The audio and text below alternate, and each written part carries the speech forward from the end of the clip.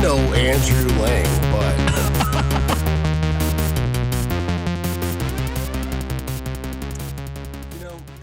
Well, we also got, chicks with dicks and, white supremacists and combat boots with shit on the end of them. So, you know what I mean? It's a tough world out there, buddy. Anyways, with that being said, welcome to the Stiff Truth. This is Scott Casanova, and I got Bob West with me here on the other end, as always. And we got a really exciting episode. You know what? I say that almost every week, but no bullshit. I mean, we're that fucking good. How you doing, Bobby? I'm doing pretty good. Top of the morning to you.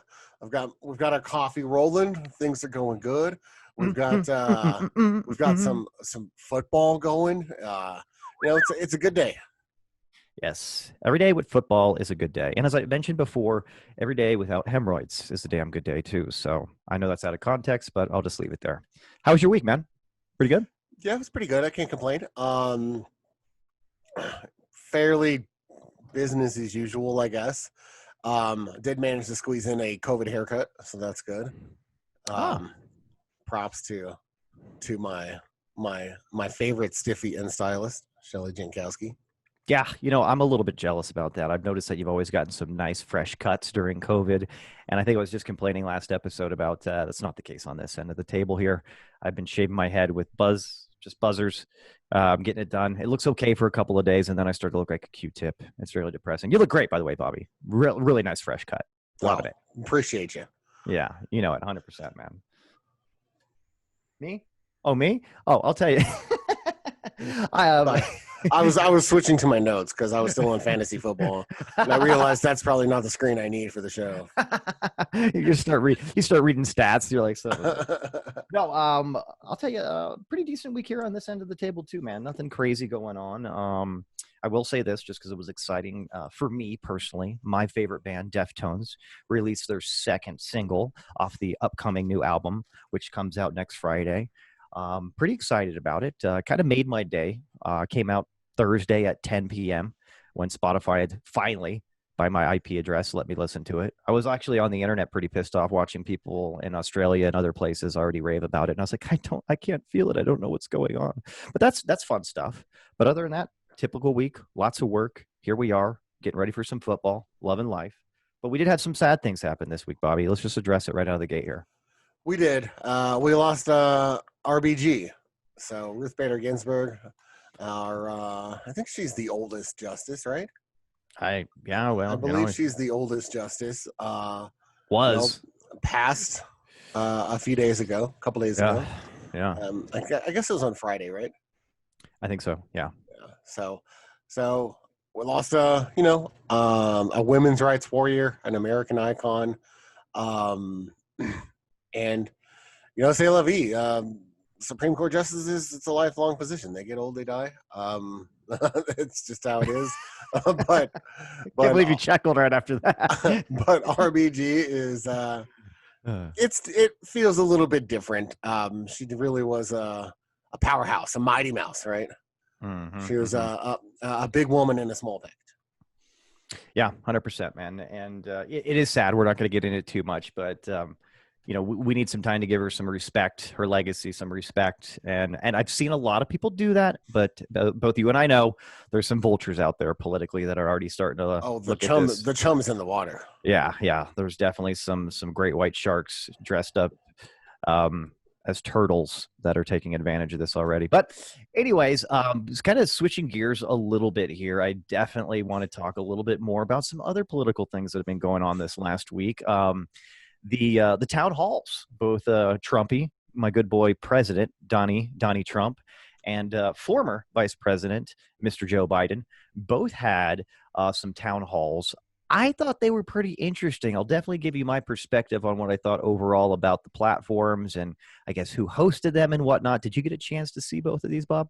I did. I saw more of the Trump one than I did the Biden one, but I did catch a little bit of the Biden one. Got some of his back and forth over there, and it's different. It's different when there's not a room full of people and there's only a handful of people. Because right away, first I think, okay, so do they select the people with stage questions?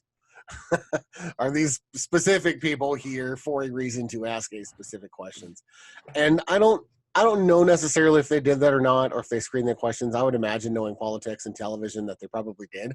Mhm. But having said that, it was interesting. Both of them did kind of they got kind of typical with it, but at the same time, there was nothing too difficult or racy for them to answer. It was pretty vanilla. Interesting you say that, because what I took away from it too, and you're absolutely right. I didn't get to watch it live, so I'm on YouTube looking, and I already knew something was maybe a little bit skewed to one side, but there were only about a handful, if that, clips of Biden's, right, and there were about 30 clips of Trump's. One thing I noticed that was kind of interesting is Biden's was hosted by CNN. Cooper Anderson was the, if you want to call him the moderator or whatever, hosting it, what have you, right? Um, there was 16, I believe 16 questions. 13 of them were from lifelong Democrats that really didn't have any kind of tough questions to ask them. More kind of like a lobbing up a softball and letting them knock it out of the park, so to speak. However, you flip sides, you've got Trump on ABC, hosted by George Stephanopoulos, who doesn't like Trump, a lifetime Democrat, and was interrupting Trump during his answers to try to counterpoint what Trump was saying. And there was even people that were asking Trump questions that seemed like they were already about ready to strangle Trump before they could even ask the question. So I don't know. My thing is this is, and I'll talk about what Trump did wrong, because it's just got this fucking guy. If he could just see his position to get it right, you know what I mean? Sometimes, like, just say the right fucking thing, bro. But he kind of just goes right over his head sometimes. It was really frustrating for me to listen to him answer some of those questions. But I think with the way it was set up, it would have made a lot more sense that if you're going to throw Trump into the lion's den, so to speak, with pretty much the majority Democrats asking him just harder questions and kind of like getting a little bit more personal stuff he said and throwing it back in his face, they should have probably had Biden's on Fox News and hosted by Chris Matthews, because he's more in the middle and everything too. He actually asks Trump some pretty hard questions too. Chris But Matthews is probably the most hardcore he's good. journalist on Fox. Oh yeah, he's good. He's real good. But I think I honestly think having Biden's on CNN was a little bit. I don't know, dude. I mean, what were you really expecting from kind of the leading news network that supports the Democrats? You know what I mean? So it was a little bit soft. But I will say this: Biden's answers, like you were kind of saying, he didn't really do a bad job. And we talked about this before. The only time that really Biden sounded like he was maybe losing what he was saying was probably based off his speech impediment. You know what I mean? And he would get tripped up a little bit. But before I kind of knew that was actually a big thing, I was like, he's kind of just fumbling around saying shit. But he actually did a pretty damn good job. Now, with that being said, I think the questions were a little bit more teed up and in his favor. Where was it at? Where was Biden's town hall at? I can't remember. I'm trying to find it, but I believe it was in shit. I want to say somewhere in Pennsylvania or Delaware, because he like really doesn't leave that area too much. okay. I'm just curious because I know that Trump's was in Pennsylvania, like Yeah. for sure. So his was in a swing state. I was just wondering if Biden's was in a Democratic state, and that's kind of why the answers were different, or the questions were so much more friendly. They were just friendly, but you know, they say it whenever they bring somebody up. It's like, hi, this person's this, they're a lifelong Democrat, and blah, blah, blah. They do this and that. There was just a lot more with Trump where they were going at him. And they were obviously not on the same page. And you kind of knew already by some of the questions that you're not looking for him to answer this to change your mind. You're trying to like put holes in it, which is fine. Don't get me wrong. I think this is the point of a town hall is you challenge these guys, right? You get up there and you have people that are completely undecided, or maybe they have heard things and they want to hear their perspective on it straight from the horse's mouth kind of deal. And it seemed like there was a lot more of that. And then what I did think that was just kind of a little bit too much was in the middle of Trump answering questions, Stephanopoulos always interrupting Trump to interject and almost help out with, again, trying to like put him on his heels, when I'm like, dude, Anderson Cooper's not doing that on the other end of the table. He's letting Biden finish his fucking thoughts and everything too. So it was typical, I think, of where he was at. But again, I really think if they were going to do it that way, which I don't think they should have not done it that way to Trump. I think you need the hard questions. Trump has a lot to answer for, things that he's said, things that he's allegedly said, and all this kind of stuff, right? But But it would have been nice to see. It would have been nice to see Biden's on Fox if they're obviously going to do it that kind of lopsided, and just the I guess the venues in general. But that's kind of a little bit of what I took away about just the locations. Where was he? Now you got me all freaking out about where he was. Trump or No, Biden? I want to say he was in Scranton, which would have put him in Pennsylvania too. Yeah, isn't that like where he like? Well, it's where he was born, but I mean, Yeah. he lived most of his life in Delaware. I forget the city in Delaware. Yeah, where he's it from, says it says Pennsylvania, so it says Pennsylvania. so they were both in Pennsylvania, which makes sense. That's Okay. a battleground state. You know what I mean? So yeah, and so I was watching. Like I said, I saw more of the Trump one. Trump really leans on the state of the economy, and rightfully so. Right. That's what he's got. That's what he's got. And so, say December 19 and 19 and January 20, the economy was rolling pretty good. At that point. So we should all acknowledge that, and he should acknowledge that. But one of the things that I noticed is 3 different times from 3 different questions that had nothing to do with the economy, he somehow wrangled it back into the economy of January 2020. Well, and that was the thing that was bugging me. There was a couple of pointed things here, man, where I was like, dude, just answer this correctly. Just to answer it correctly. What needs to happen? Like one thing that really bugged me, dude. Somebody asked, hey, civil unrest, the police, are getting all this, all this bad press, rightfully so, on a whole. I don't care if there's bad apples, right? Bad apples kind of start representing the entire cast after a certain while. Right. The whole Bengals team sucks. It's not just the defense. Right. Exactly. But he was literally asked, like, hey, how do we fix this? You know what I mean? How do we get cops to act the right way, to do their job? They mentioned the statistics, overwhelmingly against, African American people getting arrested, getting treated wrongfully, all this kind of stuff. And they asked him, like, how do we solve this problem, basically, with police officers acting the right way? And all he did in circles and circles and circles is kept saying that, on the whole, police are really good people. There are always some bad apples. Great, Trump, cool. Yeah, we get that.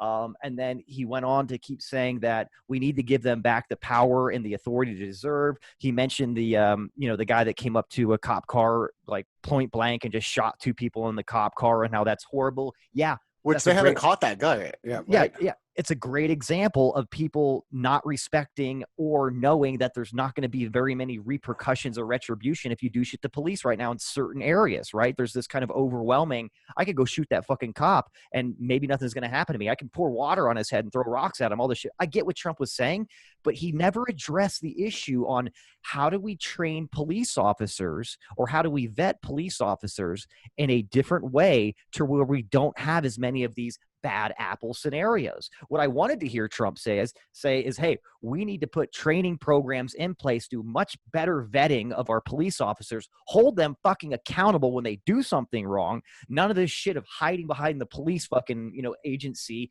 with, or the union. Yeah, qualified immunity, all that kind of stuff, right? But he neglected to say anything like that throughout answering that entire question, and kind of missed the boat, dude. You know what I mean? Because he just kept circling and circling. And I think it's common sense. Rewind. Take 3. You were saying, Bob, about lifetime politicians?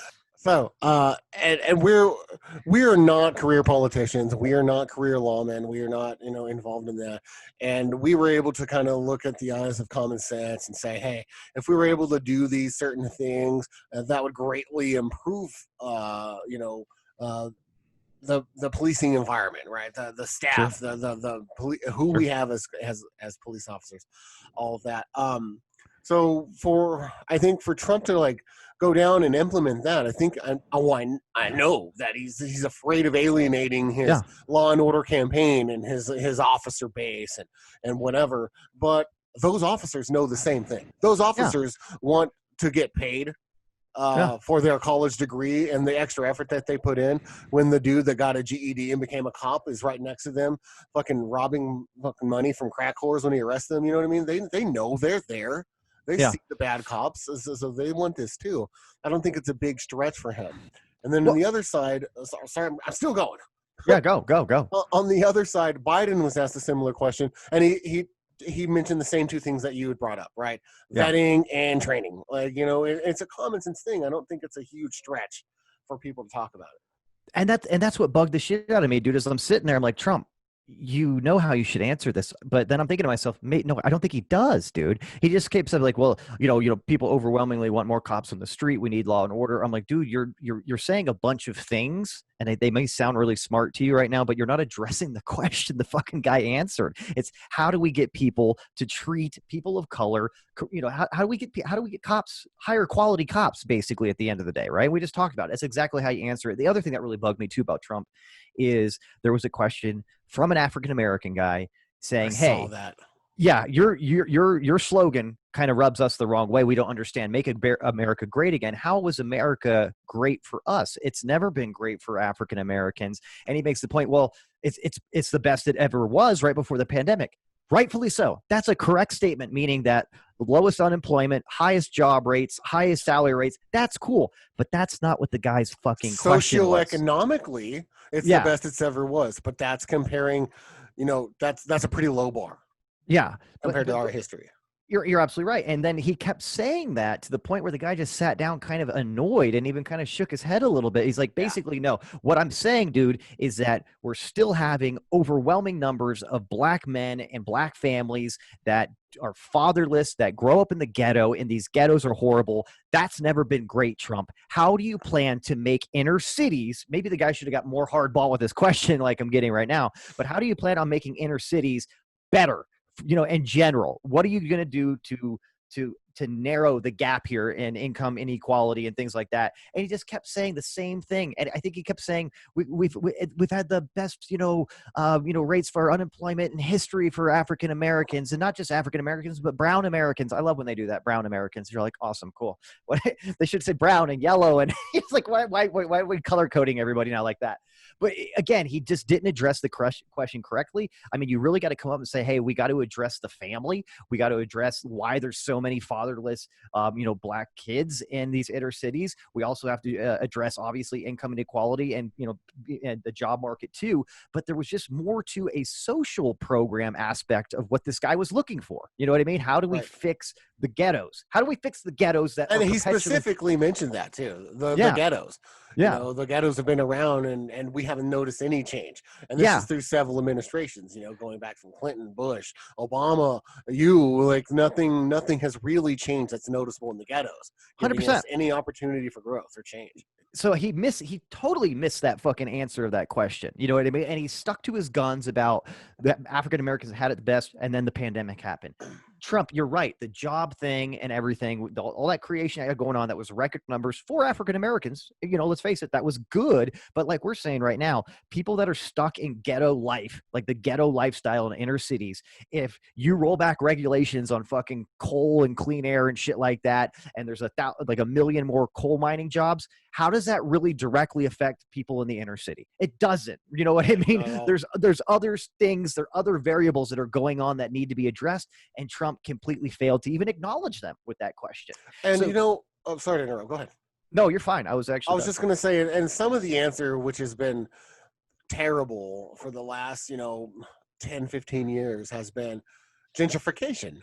Well, we'll make the property values go up, and we'll just simply force the people in the ghettos out of the ghetto, and we'll make this part of the city like really nice and expensive to live in.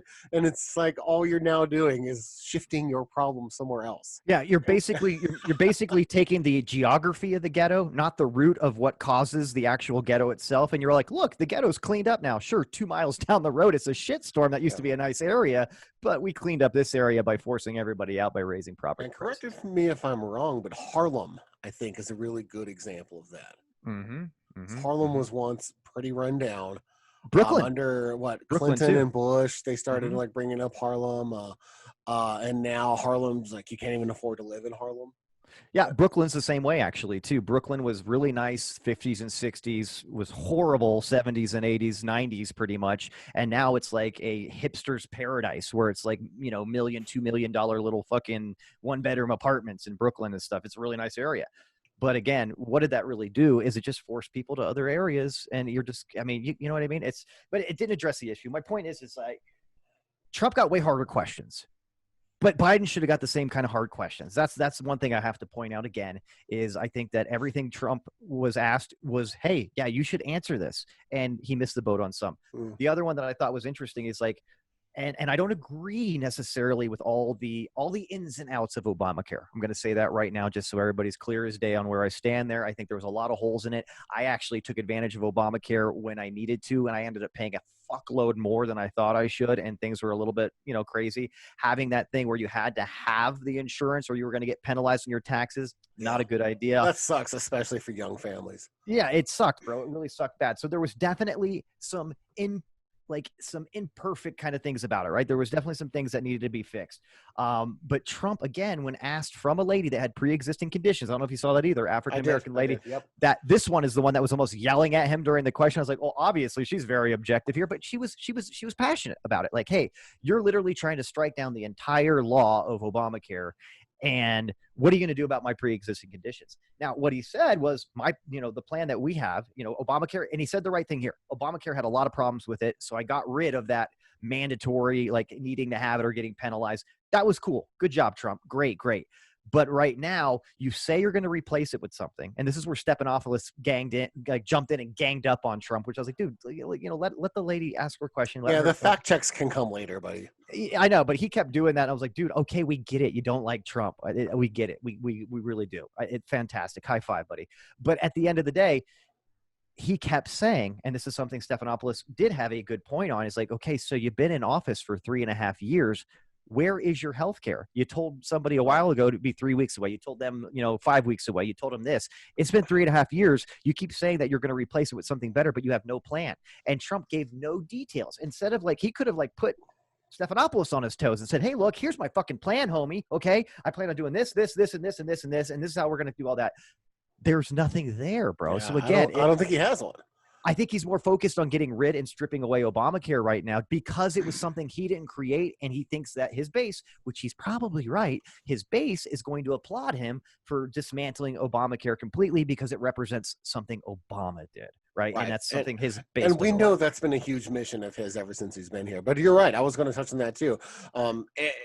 We're in on almost 4 years of the presidency, and he's definitely got an interest in healthcare. But his interest has been in getting rid of the old healthcare, but not in actually creating a new one. I mean, as far as taking it to the Supreme Court and challenging the constitutionality of it, right? In which it almost passed. John Roberts was the deciding vote and knocked it down again and said, nope, you have to try better. And I know Biden has mentioned Obamacare, and I know other senators have mentioned Obamacare, especially in the Democratic primaries when healthcare was coming up a lot. And they said, really, Obamacare wasn't an end-all, be-all. It was a starting point to try to work and fix and see how to tweak it and make it better, right? Now, for the last 4 years, obviously, there's been no betterment of it at all because the whole focus has been getting rid of it. But if you're not going to improve it, then you need to replace it. But if you don't have something to replace it with, what the fuck are we talking about here? And he said something too. Trump said something. I was like, hey, that's a good point to run on right there, that they haven't completely dismantled Obamacare to this point. They got rid of the worst part of it that I'll agree with. That penalty I think was completely stupid. Yeah, I hated that too. Yeah. So he should have said this. We got rid of the worst part. And I think most people should agree with me on that this was a bad thing. We got rid of it. However, he did say this, but he didn't continuate on this. He said, we have been running Obamacare better than Obama and Biden, since it's still there. Okay, great. Stop right there, dude. Shut your mouth. You know what I mean? And right. Just quit bloviating and pounding yourself on the back and quit saying we have the record for this. We have the record for that. That is one of the most fucking arrogant, stupid things that I heard come out of his mouth too, is he would answer a question. He'd have a good point, but he had to put the cherry on top that it was the record, right? That we have the record for this. And I'm like, dude, you're obviously congratulating yourself while you're trying to answer a question that's very important to somebody, and you're giving yourself props for having a record in something. And whether or not the record was really true was kind of murky. You know what I mean? You're like, okay, sure, you're best in this and that, whatever. But he did that, but again, he has zero plan besides saying that in his plan, which is this great, grandiose plan for healthcare, that it's so great. And there's all these trade secrets, like the secret sauce in Big Macs or something like that. He doesn't want to give anything away. But people are going to be protected, especially people like that lady that has pre-existing conditions. That's what we're going to care about the most. Cool. Give us more details. I'm just saying it's great. My plan's awesome. You're like, okay, fucking shit, you know? Yeah, there was a few things there that it was rough to listen to.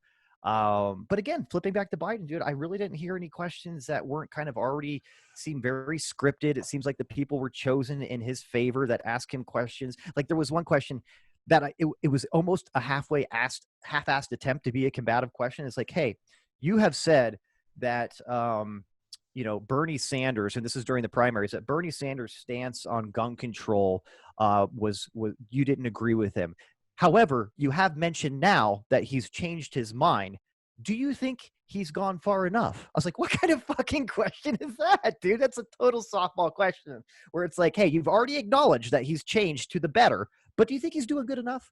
And that kind of just teased him up. I was like, well, he's doing a good thing. Me and Bernie don't agree on a lot of things. I'll do better. So that's where he hasn't gone enough, is I'm not there kind of thing. You're like, okay. But I don't know. I just got a little bit of that. But honestly, that's why you saw less of Biden's, and why I couldn't find as many clips on Biden's. There was nothing there. There was really nothing there. It was really vanilla. It was all very vanilla, and I really wish that they would have hit him with some really hard questions.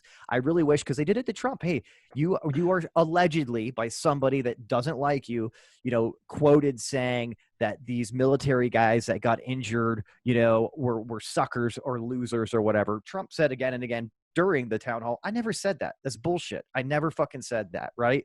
I want flip the script, go to Biden and say, hey, Biden, back when you were a fucking senator and you said you didn't want your kid going to a racial jungle because it was a non-segregated school, can you expand on what the fuck you meant by that? That's the kind of questions that I would like to hear him answer, because yeah, it's things of the past, but dude, he fucking said them, and that's a hardcore fucking statement to say anything. And I want to hear him explain himself about what he meant by racial jungle, or you know what I mean? But again, there were these questions, and they would have been asked of Trump if he would have said something like that. So there's that. Yeah, and in the end, I think that we'll see a lot more fireworks in 9 days, because the dun dun dun first presidential debate, September 29th. This debate now to me makes it so much more important after seeing these town halls, because these town halls, I don't think they did the American people justice. You know what I mean? If you're watching one or the other, you're either watching the one with Trump and you were reinforced on why you don't like him. You know what I mean? Or if you're watching the one on Biden, you're on the fence. All you got was more scripted kind of vanilla softball questions. And you really don't know where he stands on some of the hard hitting questions that people need to ask him, So, and again, on both sides, it's just, there was nothing there that reached across the aisle to try to get more votes. Yeah. Right. Biden's was too vanilla. Trump's was basically the answers he gave were for his base, instead of trying to have nuance to his answers to try to maybe get a few votes on the other side of the aisle, which, let's call that what it is. He's going to have. So, I honestly, from a win or lose perspective, Bob, I honestly wish I was Trump's campaign manager, because I would have been like radioing into him in his ear. You need to fucking say this. You're going to get some voters on the fence, maybe even some Democrats, if you answer this fucking question correctly. He had the opportunity again, Bob, just like we talked about previously for the RNC over and over convention. and over. He's had the opportunity. Dude, they're throwing fucking lob strikes at him, dude, like right down the fucking middle, dude. And he is just like, he's bunting them, you know what I mean, to his base. He's like, bink. He's, here you go, guys. You already knew about this. You knew I'd answer it this way. Take care. Well, and kind of the big opportunity that he keeps missing on is every fucking day. So he has his daily briefings, which is like the secret fucking weapon to campaigning right now, especially during COVID, where you get like 6, 7, 8 million people watching you every single day. And that's the opportunity that you can reach out there and kind of start wearing down those middle ground voters and getting them every day. But he never does it. He always just panders to his base, which again, and it seems like that could be the detriment of his campaign because he's you're just unwilling to move from pandering to his base. yeah. And I'll say this, I guess this is a good way to phrase it too, just to kind of piggyback off that. He's a fantastic cheerleader for his pre-existing team. You know what I mean? But he's not a cheerleader right now for the majority of American people that if they could hear a little bit more that plays to everybody, not just his sect of people that already love him, regardless of what he says, night and day. I will say the one thing that he did well, though, is I like how people say that, he didn't take the coronavirus seriously. I think we both know in January and February, he didn't want to make it seem like a big deal to freak people out and mainly to freak out the stock market. Let's just face it. The economy was doing so well. I think it was more about the stock market than it was about the people. But yeah, oh, exactly. Right. Well, no, when you scare people, he didn't want to freak out the stock market. Exactly, because if you scare the public, that rolls over into investors, and they got itchy trigger fingers one way or the other, right? So, but one thing he did well during this town hall is they kept saying, and even Stephanopoulos interrupted him, that you didn't really take this seriously. You even admitted it, and he was like, "Oh, wait on a minute. I had a travel ban on China before the experts said I should do it."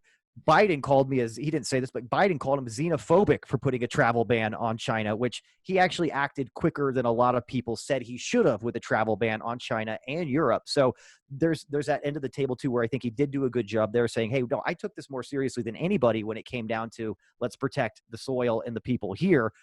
But, again, during the time when he didn't know if it was going to come here, he was trying to protect the stock market. Sure, he could even have said that. Again, wouldn't it be refreshing? Hey, man, I was trying to protect this sky high fucking Dow Jones industrial average, in the stock market that's doing really great. Or I really care about people's 401ks, yeah, or about my donors that help me campaign and stay in the running for things. I need the stock market up. Yeah, and then when push came to shove and I realized, okay, this is a serious threat, I need to take action. I took action before every expert said I should have, and I took a lot of criticism. And if I would have waited any longer, there could have been hundreds of thousands more deaths in America. So everybody needs to pump their fucking brakes about me not taking this seriously. I maybe did it for the wrong reasons at the beginning, but I corrected my game. He kind of did a good job with that. But again, it was him just kind of running circles about, we took this more seriously than anybody. This was the record for us. We saved billions and billions of lives doing this. I'm like, well, that's probably a little bit blown out of proportion, Trump, a little dramatic, but sure. Yeah, and I mean, he did a good job of banning China. He did a good job of banning travel from Europe. The problem for me personally is that at that point, he just kind of kicked back for a while and stopped pushing at that point. He should have been at that in March. He should have been like, all right, I've already had the briefings. I already know how fucked up this is. Let's just go ahead and call up Ford and GM right now and say, hey, you guys are making ventilators and masks for the foreseeable future. Government will compensate you or whatever, but get to work on it. I'm going to enact this act. If you don't want to do it, fine, I'll force you. But he didn't. He waited a long, long time. And I still don't know if he ever truly invoked the act to force businesses to make, government and medical supplies. I think he just kind of kept coercing them and threatening that he would do it. But I mean, that would have helped greatly to absorb the impact. But hindsight's 2020, right? Sure. And so it is whatever. One of the things that I think Trump did really well was I think he actually got a hold of his temperament. And he didn't get rattled, especially by Stephanopoulos. I think that he was very even. I think he's learned a little bit about handling pressure and the mistakes that he's made over the last few years. So I think he really did a good job at his temperament in that whole town hall. Wow. Bob, this is a new leaf again for you. I mean, over here we got optimistic sunshine and rainbows Bobby over here. We're giving Trump credit. But no, I did notice that too. Because I was getting a little angry for the guy when Stephanopoulos was interrupting him during his answers to kind of counterpoint what he was saying. And usually Trump would get start, you're fake news, fucking you shut up. You're not even a good reporter. You got a small dick, or, he'd start getting really below the belt kind of shit. And he did keep his composure. And I think that was one thing, maybe that was the only thing he was really focused on, is people are saying, hey, keep your fucking composure. Don't blow your fucking lid, bro. Keep your orange, tapioca in your head. Let's get this done. Yeah. So there's good and bad about, trying to fact check live, but the moderator shouldn't do it. So if they're going to try to do anything like this, because I've heard it brought up a couple of times for the debates that we might have a fact checker to keep these guys honest, right? Okay, that's cool, but have a panel of fact checkers back there. So that way, when you go to commercial or something 20, 30 minutes later, they come back and they hit the candidates. Well, you guys have both said a few things that we fact checked. We want to circle back and bring these topics back up. Maybe they can control that a little bit, but just for the moderator to break down like that, I agree. Let him talk. And if he wants to lie to the people, that's fine. We'll If fact he check wants it to later. say, yeah, exactly. The news organizations will all crush you for fucking lying like that in a town hall. So just let it happen. It's not the moderator's responsibility. He's just there to simply keep it civil and keep introducing the people and making sure that the candidates understand the question or they can hear them or what have you, right? Yeah. Well, and I got to give CNN Politics some credits here because I'm looking at something right now where they literally fact check some shit that Biden fucked up on. But Trump did not hold the Bible upside down. The bunker thing, going back into the bunker, was actually a few days earlier. They talked about he talked about Trump not addressing coronavirus during his State of the Union. He did. So they at least waited, though. They waited. Yeah, and a Anderson couple of Cooper days didn't ago, interrupt. he also said that Trump was had called the virus a hoax, right? Or there's an ad I think that released a couple of days before that, where Trump called the virus a hoax. Well, they did some misleading, dishonest manipulation of context on that, and what he said was, I think everyone remembers that this is the new Democratic hoax, right? This is the new thing that they're pushing. He didn't actually call the virus itself a quote hoax, right?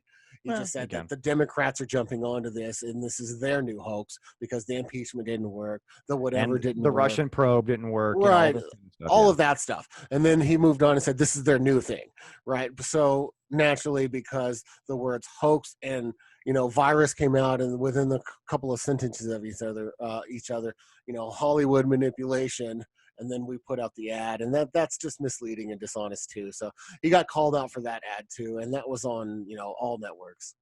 Yeah, very true. Very, very true, my friend. Well, again, American media at their best, as they usually are. But you have to be careful, bro. You have to be careful what you say. You can't even tiptoe around saying something that can be taken out of context. You got to be smooth. You got to be a little bit more. I hate to say it, but who was good at this? We talked about it, Mr. Obama.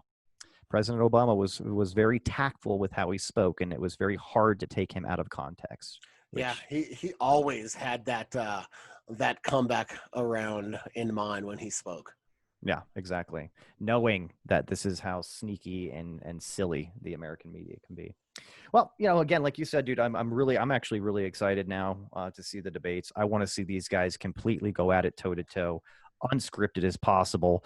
And it'll be funny to see if Trump starts kind of circling Biden like he did Hillary Clinton, standing right behind him and stuff like that, breathing down his neck. I mean, who knows what's going to happen? It's always going to be exciting and maybe very entertaining. That's all I can say. But well, either way, we'll be watching for sure. Yes, we will. 29th, baby. Well, I don't know about you, buddy, but I am plumb out of coffee.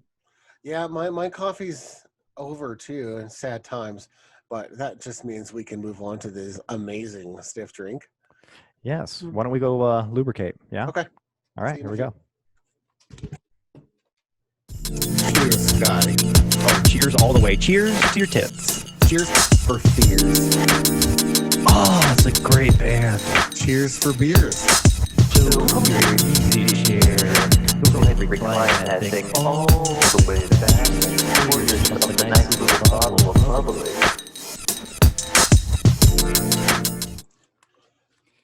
Hey there, Bob. Hey there. I decided to bring the bar to me today, and you like that little stemless? Oh, so here's mine. Ooh. It's in a blue glass, so that's why it looks different. Mine too. So, just so you know. Oh, hold on. It's pretty good, right?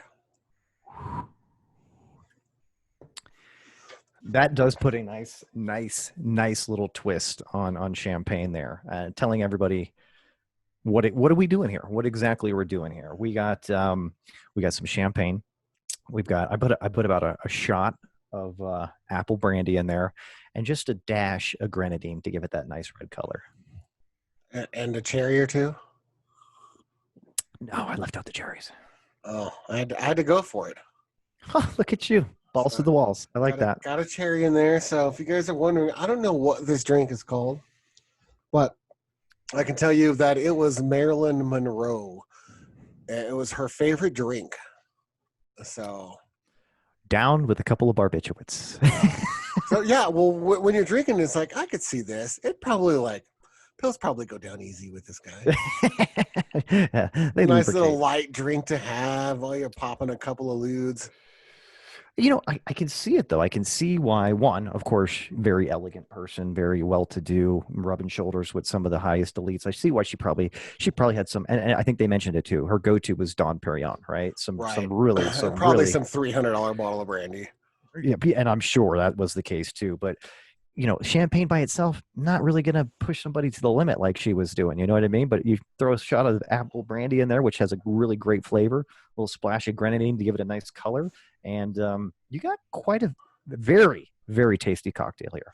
Yeah, and I will say this: thank you, Marilyn, for a bunch of things, but for the biggest one for us is for introducing me to brandy. I had never had brandy before this. So gotta say the apple brandy just goes right on down. You can drink that stuff straight. It's awesome. Yeah, it's funny that you said that too. I did laugh a little bit. It was Friday, early afternoon, and so everybody knows Bob has a unique schedule. He's not a 9 to 5er. What do you like, a 5 to 3 or something like that? It's called a 980. So every other week I get a day off during the week. But then I work an hour extra every other day for the 2 weeks to get that day off. Well, anyways, I thought it was great when you had took a little picture of the apple brandy, and you're like, you know what, this tastes really smooth going down. I was like, oh, he's indulging. He's getting in there. I like that. You're like, well, it's 2 in the afternoon on a Friday. Get in there. But you're right, dude, and I was pretty surprised because I'm sure you saw it too at the store. Where'd you go? Total Wine? I didn't go. Jess picked it up for me. Oh, look at us getting real big for our britches here. You've got now your assistant, aka wife, going to pick up the booze for the show for you. I think I'm the assistant. She runs the show. I just nod and smile. Yes, dear. No, but it's pretty phenomenal, dude. Because when I told you too, I was like, "Ooh, apple brandy does not look cheap, man." I was looking at these really high end apple brandy whiskeys almost that were legit $40, $50, $60. I turn around, I look at the regular brandy, and I'm like, "Oh, look at that, Paul Mason apple brandy, $9.99." Well, there we go. Let's get that one. Get out of here. Yeah, I got E&J. It was like $12. Yeah, pretty affordable. I did get some Gruet champagne, pretty decent, and then I got what else did I get here? Oh, the Aston Martin or whatever, right? Or Martini, what's it? Martini and Rossi. Oh yeah, okay. Yeah. So yeah, that's the some go-to. That I have. Yeah, so it's dry and sweet vermouth. Ooh, yeah, we got them both now. We're half-ass bartenders. Half-ass for sure. Well, yeah, I don't know if this drink has a name or not, but we're just gonna call this the Marilyn Monroe, I guess. Yeah, we can call it the Monroe. We can call it the MM. We can call it the yeah, I like that. Just call it the Marilyn Monroe. Is there a Marilyn Monroe cocktail? I don't think so. Can we call it the barbiturate enema? No. Oh, No. too soon? About 60 years ago? Is that too soon? So, if you guys haven't noticed a theme, we're going to be discussing Marilyn Monroe today. Yes, and more specifically, because I guess we could sit here and talk about how much of a rising star and her epic, unique beauty, and how she was probably one of the, if not probably the most famous and infamous young Hollywood beauty / pinup girl of history. No, we're more specifically going to talk about her untimely and quite suspect death in 1962. That's, I think, very important. Yeah, and when we first started getting into this, we all knew a little bit about, ties to her and JFK, and that people thought her death was suspicious. But when we actually started getting into the research of it, this is a fantastic tale of like webbed characters that are involved in this. Just the fact that it's during the height of like communism and the Cuban Missile Crisis, and there's just so many interesting pieces that make this story so great. And I can't believe there hasn't been just a major series or a Hollywood picture that's been just devoted to this whole scenario of the late 50s and early 60s with Marilyn Monroe and the cast of characters that are involved. Yeah. One thing that I definitely wanted to emphasize too, which is to me very interesting, is I guess I'm not surprised they talked about why, but that this is not still a cold case right now that people are continuously looking into surprises me. But the reason why it can't really be is because all the evidence was destroyed. Yeah, So and then you can't all really the do much there. people and the suspects are dead now anyway. Yeah. And I'm sure the last gentleman from the CIA is finally dead now, considering he looked like he was 100 back in the 60s. But let's get into So it, Bob. yeah, I think we just kind of need to open up with Marilyn Monroe in general, right? So Marilyn Monroe, what was her maiden name?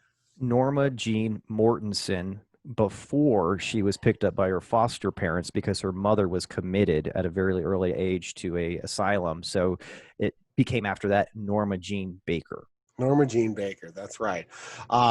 Married at 16 to a 21-year-old, which by today's standards only happens in like Kentucky.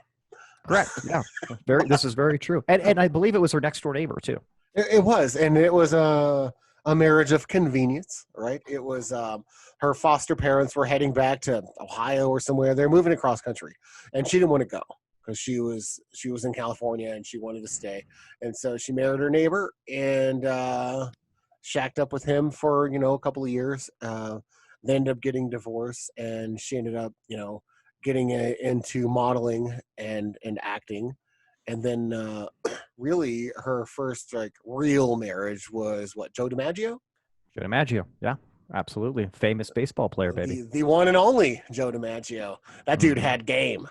Yeah, he had game. I mean, seriously, even for the next door neighbor here, you got to retrospectively be all, I bang Marilyn Monroe or Norma Jean, whatever. That's pretty cool, But yeah, absolutely. That's probably still being told in lore. My grandfather was the first one to hit that. He's a pretty big deal in the family. We talk about him every Thanksgiving. Every Thanksgiving for what we're grateful for. Legend. Wait for it. Dairy. MPH, we love you, baby. MPH. So the Joe DiMaggio thing and the Marilyn Monroe thing lasted for a while, but it really didn't get interesting until after her and DiMaggio divorced, right? Because it was the third husband that was a screenwriter, a director. Screenwriter, author. I think the most notable thing about him is that he was a known communist. Right. That was the big thing. Yes, 100%. So known communist, hung out with communists all around the world. Wealthy. So I think they were down in Brazil, where there was pictures of her hanging out with communist leaders or throughout the world down there. Being the arm piece, being Marilyn Monroe. Everyone wanted to, of course, meet her and be next to her and be associated with her. So she was very famous for that. So because of that tie, she had been Arthur Miller was the guy's name. Arthur Miller. There you go. Yeah. And then she was then watched by the FBI and the CIA from that point until for the rest of her life. Like at that point.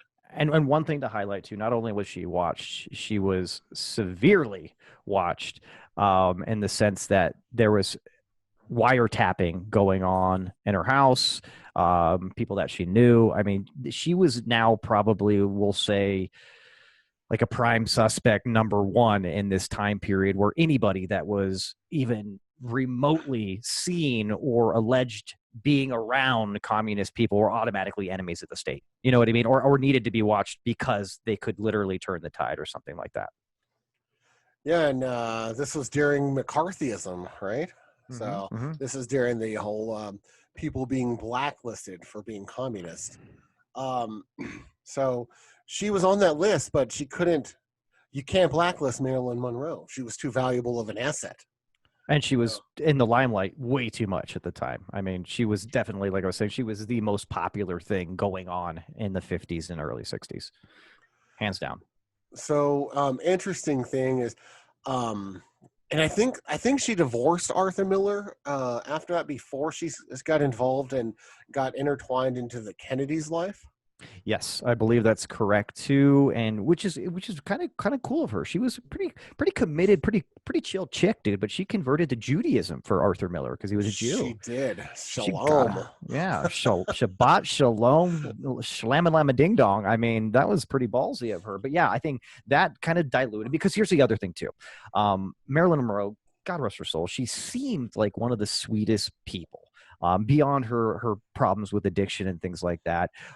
Very warm person, always just seemed to want to please. And both her marriage to Arthur Miller and Joe DiMaggio, the reason they obviously failed and it kind of was already set in destiny is like these guys were way older than her, like way senior with her in age. And it was almost like a father figure type thing, which can be cute and endearing initially, but being the sex symbol that she was and the popularity that she had and being pulled around by all these other different men that wanted her attention, it's going to be really hard for those to be long-term relationships. You know what I mean? So enter the very powerful and a little bit younger Kennedy brothers. Hey.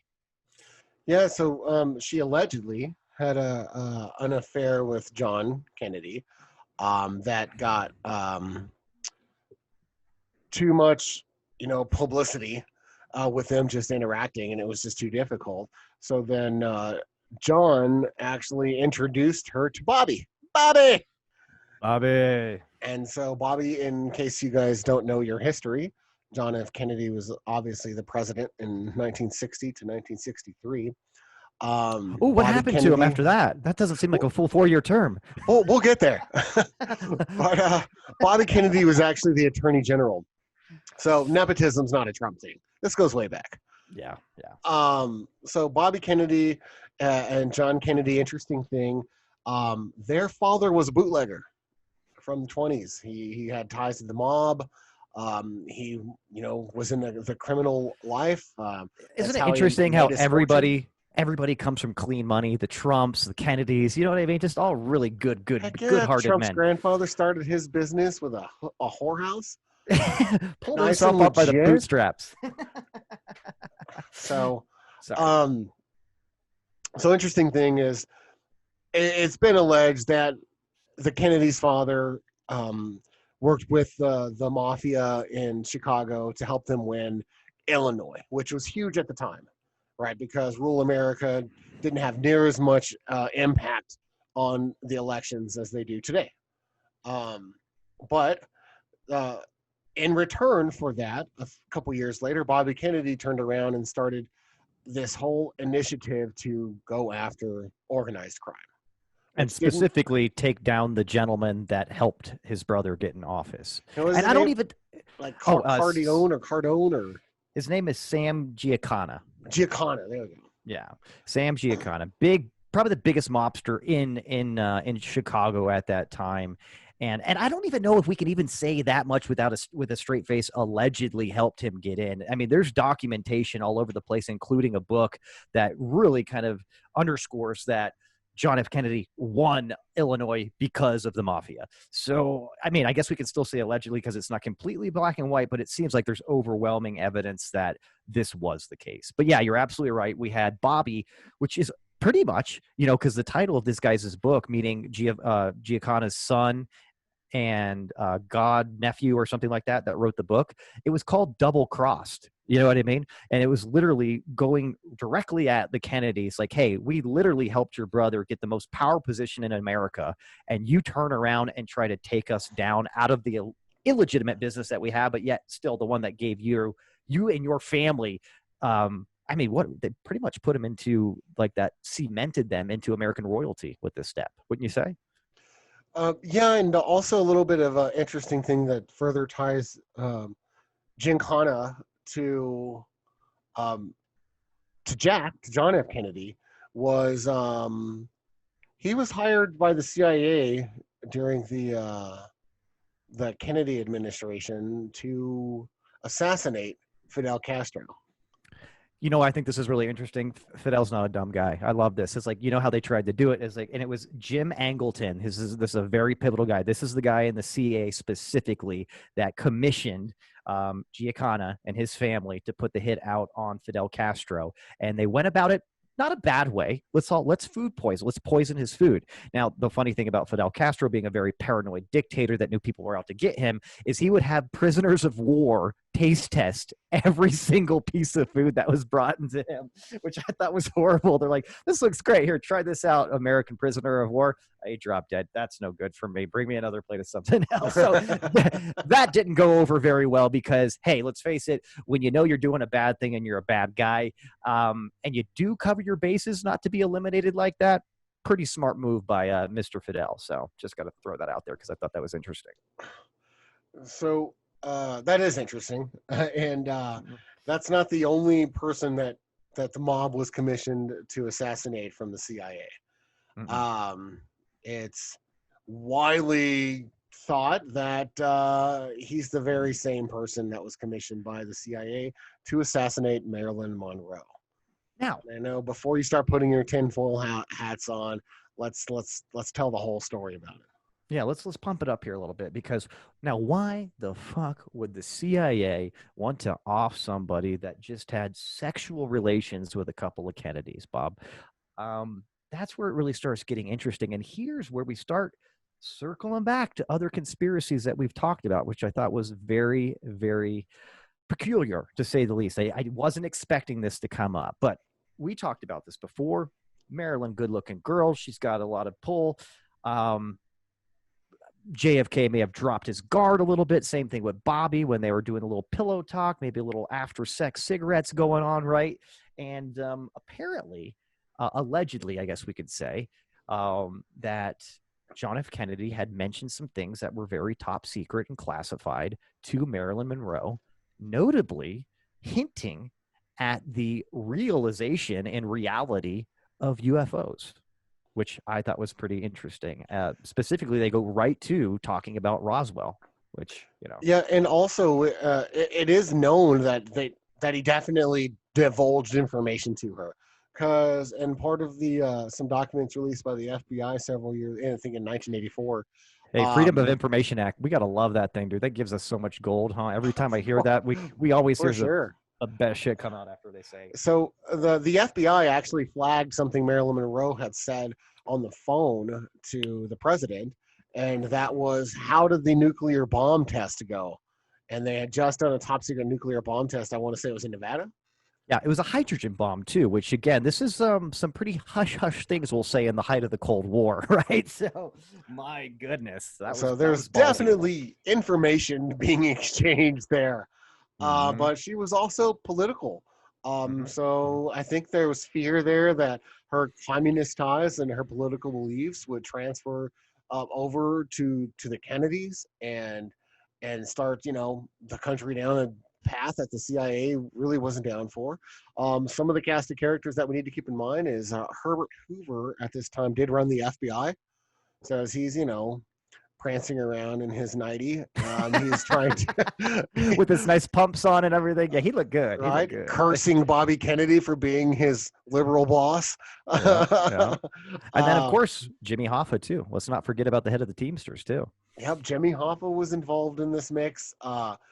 It was just the ultimate cast of characters from the 60s. I mean, if you wanted to pile up all the most notable people from the 60s into one bucket, you would have most of these names in that bucket. So it's fascinating that how they intersect and how closely related they all were and intertwined. Now, here's what I'll say too. Where is the real threat coming in perceived by the CIA? Right now, we have obviously a lot of wiretapping and evidence that Marilyn Monroe did ask about the hydrogen bomb testing. That's very suspect. That sounds very dangerous to national security, potentially correct. Also, something that is still sealed, allegedly today, is, you know, the proof that there is extraterrestrials or extraterrestrial type beings or UFOs that are out there too, and nobody wants anybody to know about that. However, at this point, it's just kind of some hearsay, and it's just some knowledge that she has without any real motivation to use it maliciously, correct? But here's the big thing. They all feel, which makes total sense, that the Kennedys, meaning Bobby and Jack over there, took advantage of Marilyn, basically ping-ponged her around a little bit sexually or what have you, and she, and this is where it really gets dangerous, she is disgruntled here. She's upset. She's vindictive. She wants to get back at them, right? So where the real danger from the CIA's standpoint here is she has this information potentially that can harm everybody, and we think she's going to be a whistleblower to get back at the Kennedys. Mm-hmm. She even threatened specifically to hold a presser.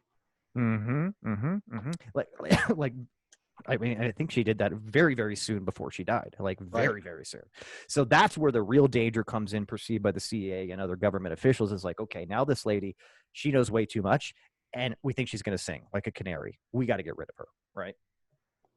Yeah, and in the time of the Cold War just starting, it was a time where that's where the term came from, was I would tell you, but then I'd have to kill you. In the 60s, that was a real thing. I mean, now it's just, we'll throw you in federal prison or whatever, like the what's his name? Eric Snowden. Sure. Right? I mean, we're not looking to kill him, but we're looking to put him in jail if we can get our hands on him because of this exact thing, this giving away, top secret information. And that's what it was too back then. Of course, the CIA didn't do it directly. They went to mobsters to do it. So, and I know everyone's like, well, this is great. This is a great conspiracy, and it sounds all good. But let me just kind of dig into the crime scene a little bit and autopsy. Please do. Dig right in. In fact, go with the butthole if you have to. So when they came into the crime scene, right away, some of the people entering the crime scene for a suicide thought it was suspect, thought something was off. It looked like the body had been staged because of how it was positioned. None of the pill bottles were open. No suicide note. No suicide note. There was no vomit anywhere from ingesting enough barbiturates to kill an elephant. And there would have been a vomit. And Scott, you made a great point before the show. Normally, someone would be making an effort while they're vomiting to go to the bathroom or throw up, or at least furniture be knocked over or something in their stupor, But this was just let me just go take a bunch of these pills and just go lay down and die. And that's what it looked like. Right. Yeah. There was actually not even any glass of water to ingest said dozens and dozens of pills. You can't dry swallow that shit. Now, Bobby, maybe you can, but you know what I mean, right? It's hard to do that. So even the absence of a cup of water somewhere, you know what I mean? Because if she went to the sink to do it, there would be stumbling, falling down, vomiting on the way to where she was going. So yeah, all that very, very suspect right out of the gate. Yeah, which was an oversight on the perpetrators. Right, they should have knocked some furniture over. They should have left the pill bottle kind of open or knocked over to the side or something like that. They should have had a half-drinking glass of water with her lipstick on it. They should have had these things. Then it would have been a real open and shut case. But it was just an oversight, probably in their haste. But so later on, years go by. There was a person in her hotel room, right? So this is how it gets all interesting. I'll circle back to the crime scene in a minute. Yeah, because I was about to just joke around a bit. Well, years didn't go by before they found her body. That'd be pretty gross. So there was her maid, her live-in maid was there with her, right? So she says that Bobby Kennedy actually came there earlier in the night, and they had a fight. So much of a fight that his Secret Service even had to step in to protect him. Yeah, and get him out of there from her. Because she was mad, right? Obviously, something wasn't going right with their relationship. Probably the fact that he was married and wasn't leaving his wife. That tends to upset the mistress. I never understood why. Just deal with it. This is the package that you bought, lady. Hey, baby. This is it. You knew about this coming in, honey. Come here, sweet cheeks. Come on. Eat some barbs and shut up. So he leaves. And then interesting thing is later, around midnight, I guess, is when they find the body, but Mhm, they don't actually call the cops. And this is, I believe, the maid. Hours go by. Doesn't call Yeah. the cops until like 4:30 in the morning to come. Like no paramedics, no nothing, right? And so the whole thing was, well, we called the studio for publicity reasons to see what we needed to do. Okay, so that's odd. We got a little bit of frozen action going on. I'm sure we're both frozen. Oh, Um, you're back. You're back. No, you're looking good. Okay, Looking for good you. as ever. Good as ever. So Thank then years go by, and in 1985, this maid actually gives an interview. Very candid. And this is when the Bobby Kennedy came by early in the night actually came out. So no Mhm. one knew this for 23 years that the Kennedys were even there, except the LAPD knew that the Kennedys were in town, or specifically the Beverly Hills Police Department. In fact, the most decorated officer of the Beverly's or the Los Angeles Police Department was on file saying he pulled somebody over driving 75 in a 25. And who was it? The Secret Service with Bobby Kennedy in the back seat, cussing out the cop about letting them get. They need to go somewhere. They need to get somewhere really quick. He was supposed to be in a different county at the time, so they San knew he was in Francisco. LA.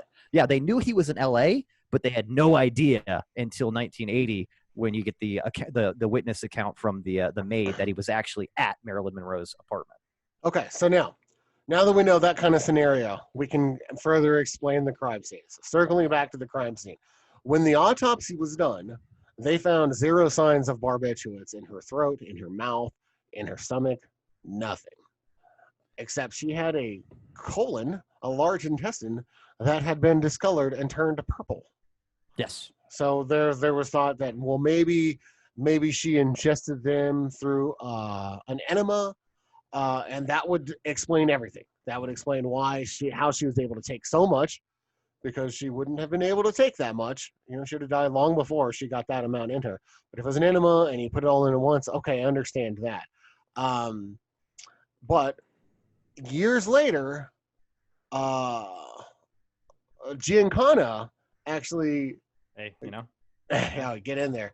Giancana actually gave an interview and confessed and said that the CIA indeed hired me and my men to put a hit out on Marilyn Monroe.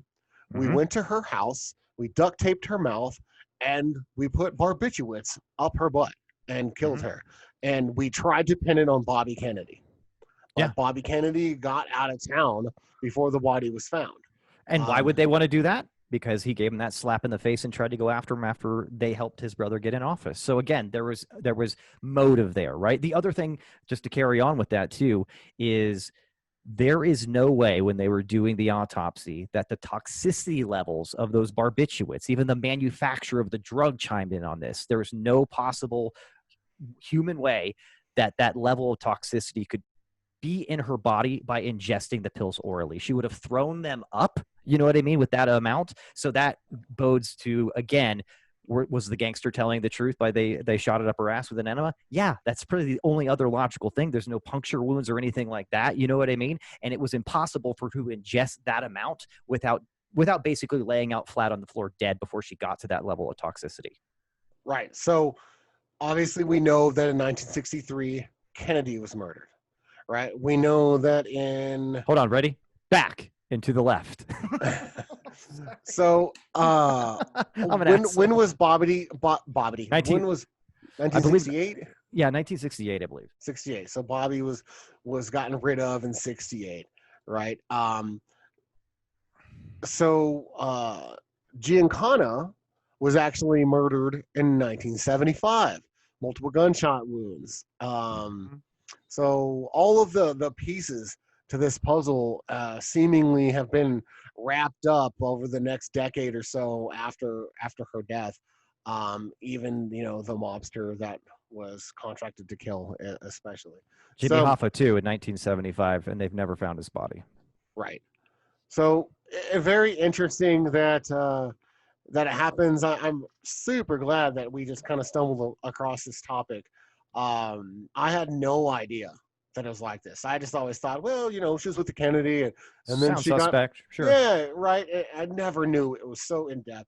I never knew there was so much like evidence for the CIA or the FBI allegedly getting with the police and like getting rid of all the evidence, there was still a substantial amount of evidence and testimony from people to really kind of glue these pieces together. So it is pretty crazy. So I don't know. It's still technically a conspiracy theory, but I think, like you said, earlier that before the show, this is more of just history. Yeah, this sounds like blatant facts. And I'll say a couple more things just to highlight why. God, man, I wish they would. I wish they could reopen this case, man. But again, they've destroyed so much evidence that would make it like a shut and close kind of thing. But here's the other thing too, and we know about this from chatting about it earlier. But the exact pronunciation of death, probable suicide. That's not something that you say at all. And this is by somebody that had done thousands of autopsies. He's never seen that before in his entire life. If you say probable suicide and not suicide or murder or homicide, there is a lot of doubt in those people's mind that it was actual suicide. They just don't have the evidence because it's not there to call it anything else. So it looks like suicide. There's a lot of things that look like it's not suicide, but we're going to go ahead and label it as something that we never do and call it probable suicide. It's a maybe kind of thing, right? The other thing is this too. When there is a autopsy for a homicide or a suicide, and it's something that is fact, there is one autopsy. There was 2 autopsies for Marilyn Monroe, which always, according to experts, smells cover up. You know what I mean?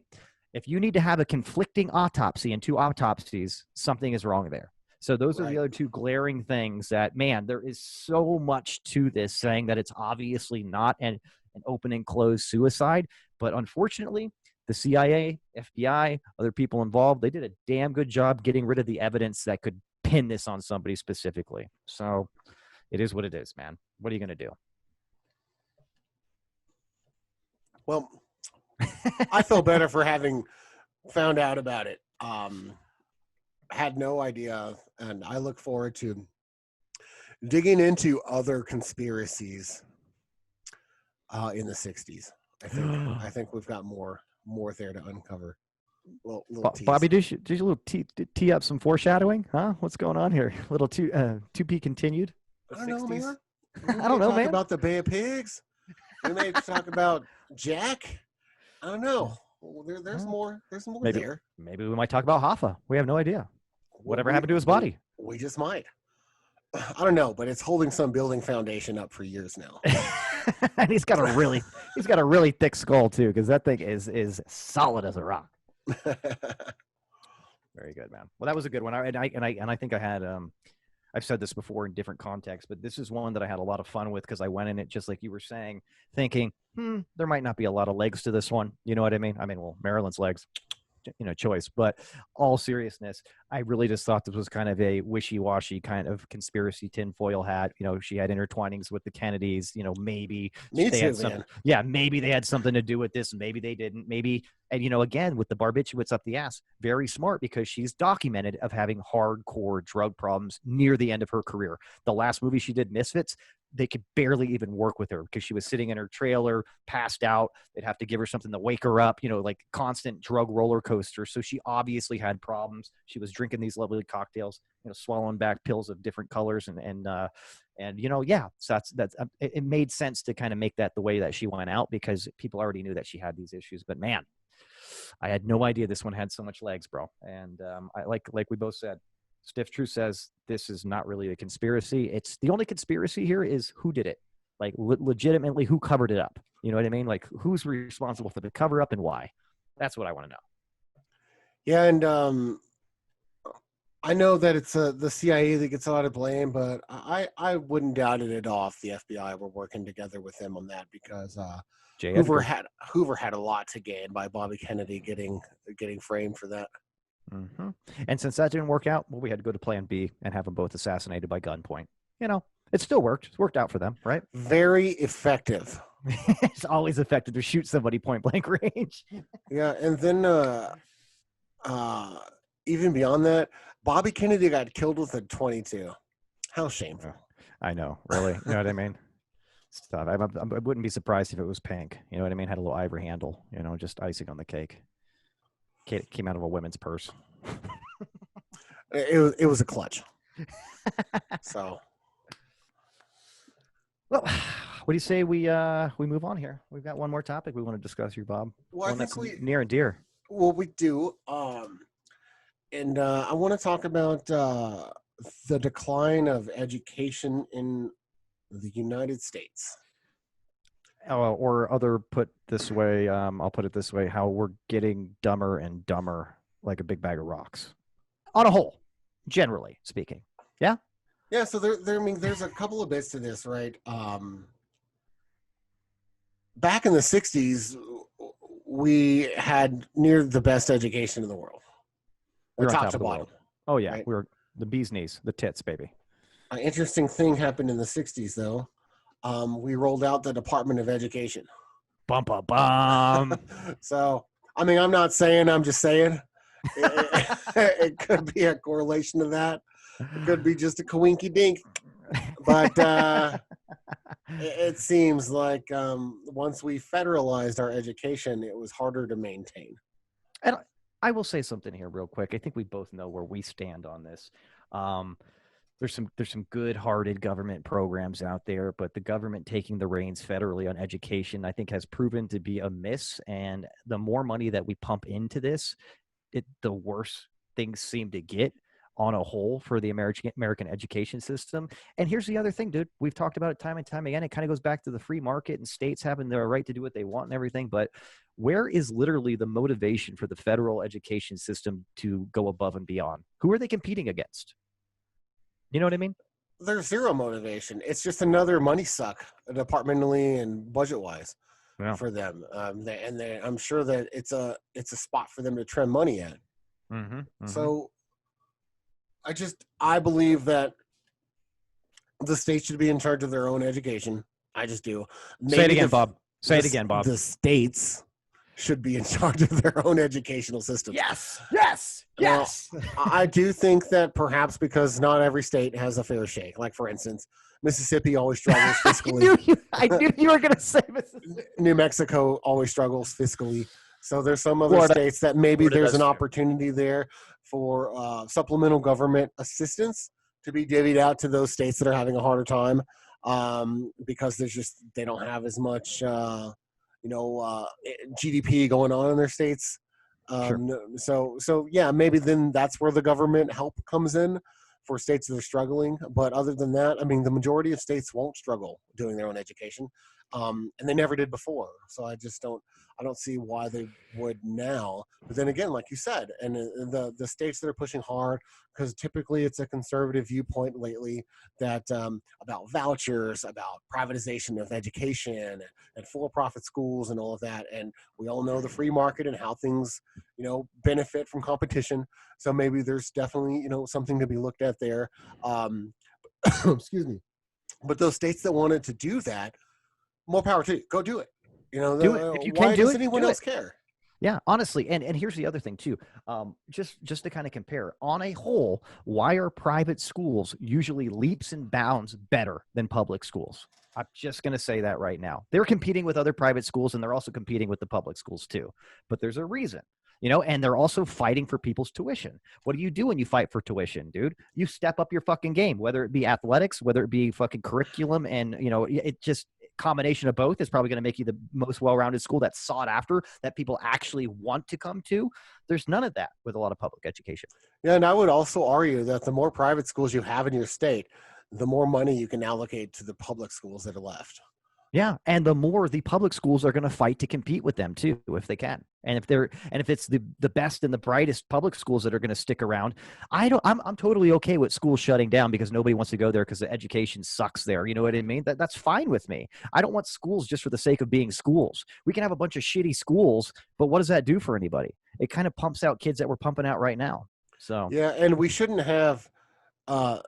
just have things to have things. If there's no meaning or purpose, or it's falling behind, then we need to trim the fat, cut our losses, and move forward. And that's pretty much with everything in our society, much less education or a bad school. If a Can I school's correct you just- there? Yeah. I'll correct you there. I say there's definitely, when we talk about my bar and just having random bottles of alcohol, there is a sake of just having those things so I can have those things. Okay. Like but some Benedictine. but other than that, Bob, you're spot on. Sorry to interrupt. Please proceed. Yeah, and just like everything else, there needs to be competition. There needs to be need and necessity. Why should taxpayers pay for something that's falling below the line of need? We need to have a point of, we need to redistrict. This school sucks. No one wants to go to it. We can't get it. The property values are really low. It's just a fucking succubus of funds, and it's not producing graduates, much less high GPAs and college students. So let's just get rid of it. We'll redistrict into other schools, spread things out, and move forward. I mean, there's got to always be continuing improvement. We always have 100%. to keep looking at things, especially with education, kind of with the mentality of the policing, right? We can't just keep throwing money at it and hope it gets better. We have to evaluate it. And that's where the argument for, to make things not so foggy and easy, hard to interpret it, that's where reallocating the funds for the police makes a lot more sense than defunding. You know what I mean? 'Cause that's spot on. And that's what it is. It's just that buzzword we've talked about ever since the beginning. People said defunding, and then it's just lost half the country. Like that. Exactly. But we need to do the same thing with public education. I'm not saying get rid of it 100%, 110%. And here's what I'm saying too. Very much like the free market, we do need some oversight. You know, people will run rampant. Now, businesses on a whole will do what's right for the customer so that they continue to get repeat customers.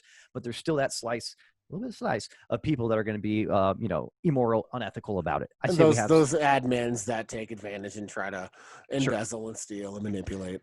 Sure. Same thing that happens with public education. And I'll take it another step further here. What I think is wrong with just how we score and how we basically, how we score these schools. How do we know that they're doing well? And I think the inception of standardized tests, basically multiple choice questions tests like the ACTs and stuff like that, probably started around the inception of the Department of Education, right? Like, we need a standardized test to score all these schools, judge, make sure they're doing right, dude. And I think we talked about this when we brought up the conversation like last week or so. They need to get rid of these standardized testing in the form that they're in. A, B, C, or D, and having like just that kind of probability of getting things right if you know fucking nothing about it is not really showing us how well we're educating our students. What we need to do, and I would hate hearing this being in high school if I was in high school right now, but they need to get rid of those fucking bubble answers and make everything short answer or fucking essay format answers, because that is really going to show their comprehension, understanding, and that they're learning what we need them to learn, which is critical thinking more than anything else, more than memorization. You know what I mean? And that's the only thing that can really benefit from these standardized tests with bubble answers. Case in point, I took the ACTs 3 times. Every single time I got a few points better. Does that mean I was getting smarter every time or just memorizing more every single time? You know what I mean? It wasn't really proving what you need to be getting out of how we educate our kids. Yeah, 100%. Especially with the multiple choice, obviously is done so that in mass they could run it through a computer, right? And It's easier. Because if you have to actually get in there, you have to hire people to then read the answers. Oh, that sucks. Let's see if really let's see if these kids are really learning and applying themselves. Yeah, we can't do that. Let's just run it through a machine. That makes more sense. Yeah, and even still, like we need to be doing more testing than the kids. Mm-hmm. We need to also be testing the teachers. Teachers needs reform similar to how the police need reform as well. Sure. As far as we need to vet these teachers, we need to pay them more. We need to give them more tools to succeed. And we need to treat teaching, just like police officers, as a higher caliber job than we have in the last 40 years. I think both police officers and teachers are probably the most underpaid professions that are the most instrumental to the betterment of our society. Yeah, for our democracy as a whole. I mean, Sure. without police and teachers, where the fuck are we? You know, but we treat them like shit as a society. You know, individuals have respect for an officer or a teacher, but overall, show me the money, right? Congress has no respect for teachers. And so again, if it was not federal, it wouldn't matter if Congress had respect for teachers. It would matter if your governor and your state Congress had respect for your teachers. 100%. Right? And we could do it that way. And then we get that taxation with representation. right? Then our state taxes are going to something worthwhile. Well, I don't mind paying, an extra 5% of state taxes. Why? Because I just know that they hired a new English teacher in my high school that has a fucking PhD. Sure. You know what I mean? 100%. They paid her like $110,000 a year because she's producing fucking scholars. Yeah. That's the kind of paradigm shift that we need.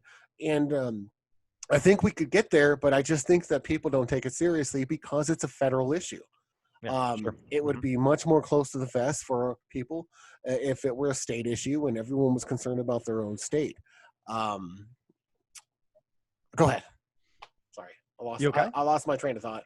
I was That's going to okay. mention something, but Well, and that's fine because I was actually thinking about something too, just making a little bit of a pivot here, away from the testing, away from how things are set up federally, which I think we both have just highlighted and emphasized many reasons why there's problems with that system.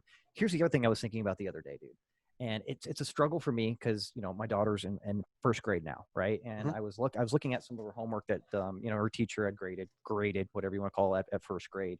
I never want my daughter to be upset. I never want her to get her feelings hurt or feel like she's not good enough, things like that. That's very inherent for a father, right? However, one thing that I thought about, and it was kind of one of those things where I knew what we were talking about this week, and I kind of keep reflecting on it, is when do they actually start scoring these kids and ranking them with how well they're doing and not just patting them on the back all the time? It's like 4th or 5th grade here. And this is horrible, bro. This is another reason the dumbing down of the kids is there is a lack of competition and an understanding that there is a winner and a loser. And when you get a lower grade, they're not trying to fucking make you feel bad and go put you in the corner and cry. They're trying to boost you up to get you to do better and know where you're ranking with your peers.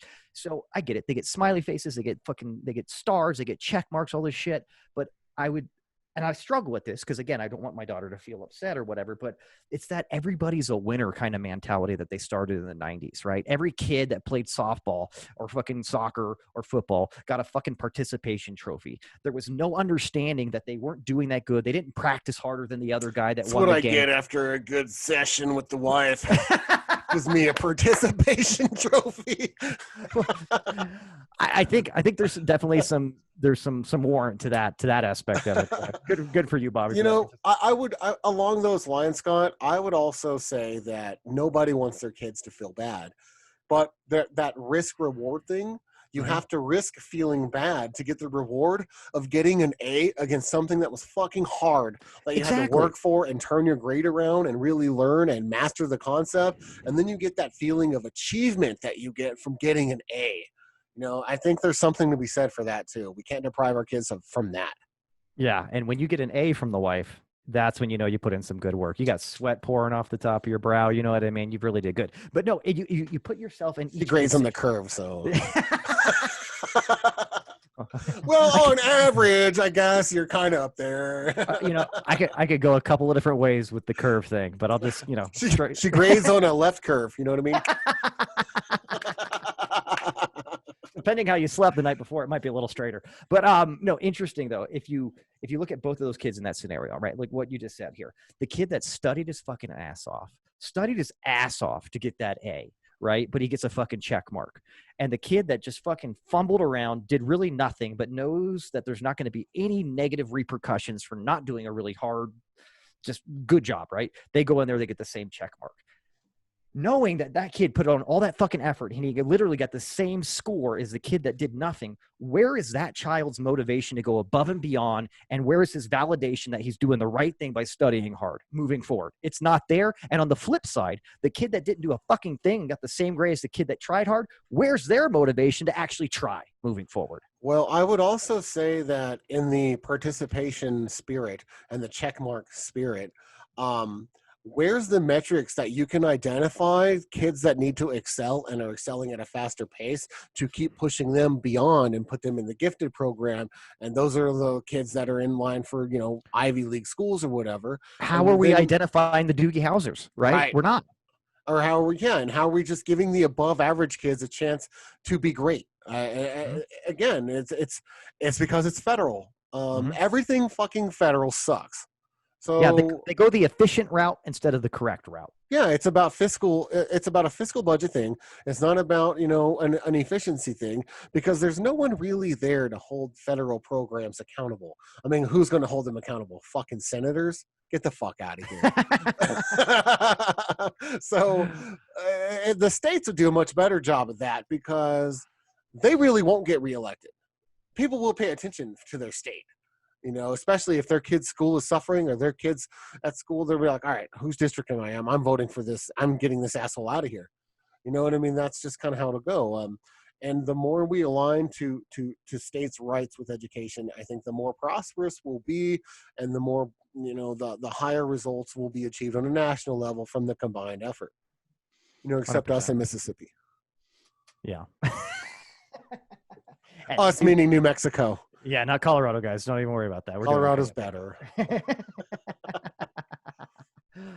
Oh my! No, it's the goodness. running joke that New Mexico's the best at having the worst education and the best at like DWI does. That's like what we're known for. I think we've gotten a little bit better lately, but we're still in like top 10.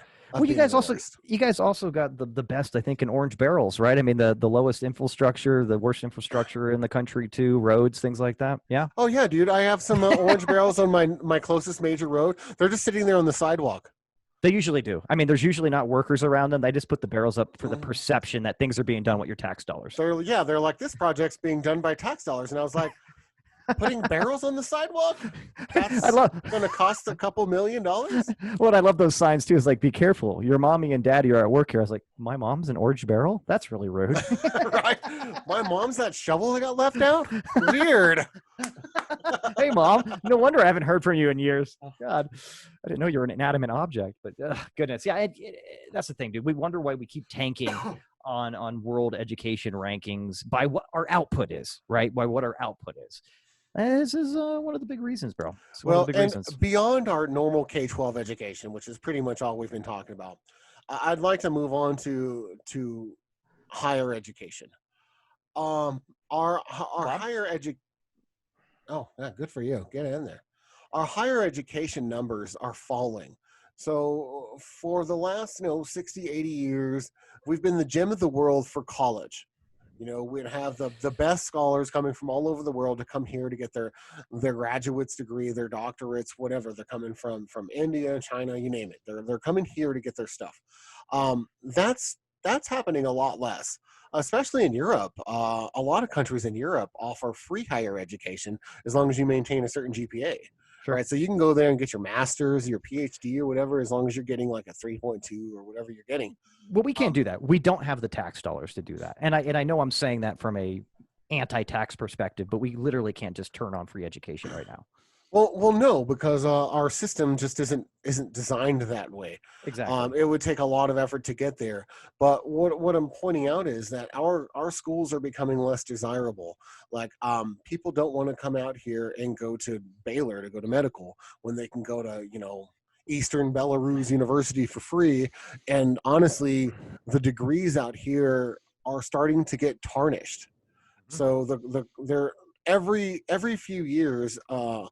Our degrees are easier to get so that schools can attract, $120,000 worth of tuition costs for the next 4 years, because it's no longer about like, give us you're ambitious and highly educated. It's give us anyone willing to pay and we'll find a degree for them to get, even if they're dumber than toast. Right. And that's a problem too. Yeah, toast is not that educated. The last time I checked it, I tried to have a conversation with my piece of toast this morning. Fucking a mute. I'll tell you that right now. But seriously, do you not think there's a direct correlation between what's happening in K through 12 and what's also happening domestically with the people that are going to college? Of course, our kids on average are too dumb to get the degree. So they had to dumb down the degree. And then that dumbs down the value, attracting people globally. Because, not everyone's going to go to Harvard. In fact, most aren't. But there's something to be said for those that like want to go to Western Michigan or whatever the fuck, right? But the more that you tarnish those degrees, the more you kill that allure, the more you're relying solely on domestic people. And then with us and our student loan issues, by the time you get done with a bachelor's degree, you may be in student loan debt until your 40s. Mhm. And so you got a crippling mortgage, a car payment, and a student loan payment where you can't really start excelling into the middle class with your degree until you're 40 years old. That's not even a stretch. I know multiple people, including my wife Jamie, that had student loan debts well into their 30s, if not, other people I know still have them going on closer Man, to their I 40s. worked at a hospital doing IT, and I was listening to this doctor, right? He was 65. He's like, I'm retiring in 3 weeks. And she's like, great. What made you decide to retire? Are you just, you're not feeling anymore? He's like, no, I just finished paying off my student loans a month ago. Yeah, This seriously. is a doctor that was 65 years old, just finished paying off his medical, tuition loans. That's a sign of the problem. Right there. Big sign of the You problem, shouldn't man. have to work your whole life to pay off college. Yeah. So honestly, I think we're both on the same page here. I think what we need to do is I don't know if we need to Betsy DeVoe the how's her last name? DeVos? Yeah, Betsy DeVos. Yeah, Betsy DeVos or whatever. DeVos. I don't think we need to exactly do what she wants to do to the American federal education system, but I think there is definitely a giant slimming down of the control from the federal level and putting this back in the individual states' hands, pumping up competition, and I literally think that would really solve a lot of problems at the end of the day. I think that's our first step. Yeah, let's let these governors and state legislators get a crack at it for a while. And you know what? Let's see what they do. To continuously use them as an example of being mediocre. But Mississippi, if we do this kind of system, or like New Mexico, and nobody wants to go to schools in Mississippi or New Mexico because other competing state schools are doing way better, what is that going to either force them to do? Two things, right? They're going to shut down all their schools and nobody's going to go to school there and they're going to move elsewhere, or it's going to force them to slim down the number of schools they have and pump up the quality of those schools so people actually want to come there again. Yeah, either way, it'll force it to be addressed because right now, under the federal system, so many schools just get swept under the rug. Just like Marilyn Monroe's death. Let's shine some lights on the cockroaches and get a clearer picture. It's blinding. But we're just two people with a podcast. If you guys really care, hit up your state legislators, hit up your congressman. Be like, what's up with our education system? Yeah, I get it. The big topics of the day are economy and police states and whatever, but or policing. But let's not forget about education, because if we had better education in America, everything would be better. Policing in America would be much easier. That's what I was just about to say too. Is like everything is it's a domino effect. It starts with children. It starts with the family. It starts with education. It starts with the proper upbringing. And school has a lot to do with that, dude. You spend more time at school than you end up spending at your house with your family after you get to be a certain age. What are you doing tonight, Montgomery? Well, I was just going to go rub some car batteries and score a lid of crack. So.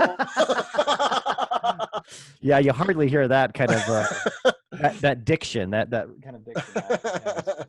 Very cute. Very so cute. I guess that formally educated people tend to do a little bit better and have higher expectations of themselves. And as we should push our children always forward and quit hindering them.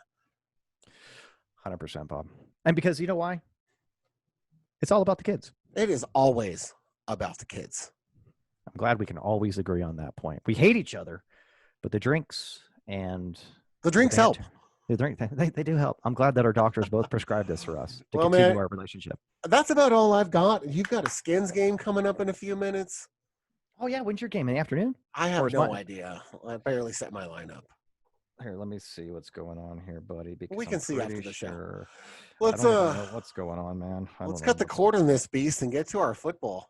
Oh, mine isn't till 2:05. So let's get to your game, sir. So we need you to get to it. But yeah, this was a fun show, guys. Again, the Marilyn Monroe, just what a tragic death. And I think that was a really fun one. I want to dive further into that rabbit hole. I don't know about you, but I had a good time with that one. So guys, thanks again for listening to me and Bob go on and on about really the most interesting stuff in the world. That's what we do. And just normal routine here, guys. Check us out on YouTube. We do have a nice little video show that we do. If not, continue listening on the platforms. Get in there and rate us on Apple. like and subscribe, all the bullshits, guys, and enjoy your football Sunday. And until next week, we love you all. Take care. Rock on. See ya.